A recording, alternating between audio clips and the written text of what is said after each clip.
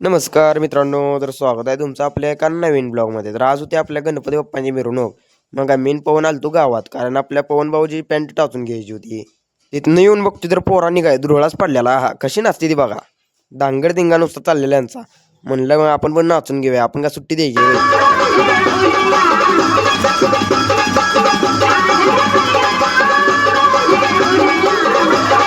मग काय नाचता नाचता आमचा पवन दादा पडला धाड दिशीन. नंतर काय आमचा पवन दादा सुट्टी देतोय, नुसतं पावडर डबा आणलं, नुसतं वाचायला चालू केलं. नुसता धुरळा आणि धुरळाच केला नुसता. मग काय नंतर आम्ही पोचलो फायनली विहिरीवर आणि गणपती बाप्पांना खाली काढून घेतलं.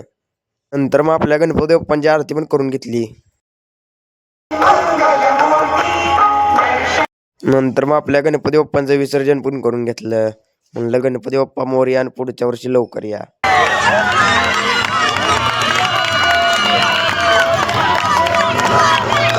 नंतर विसर्जन करून आलो आपल्या मंडपाकडे आणि मंडपाकडे येऊन तर आपण चेष्टाच करत बसलेलो निवांत.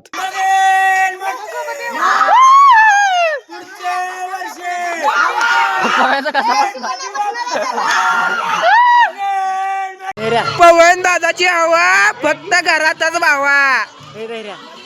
नंतर मग आम्ही मस्त पोहे बी खाऊन घेतलं आणि ब्लॉग इथंच थांबवतो. तर तुम्हाला आजचा ब्लॉग कसा वाटला ते कमेंट करून नक्की सांगा व आपल्या चॅनलला लाईक व सबस्क्राईब करायला विसरू नका.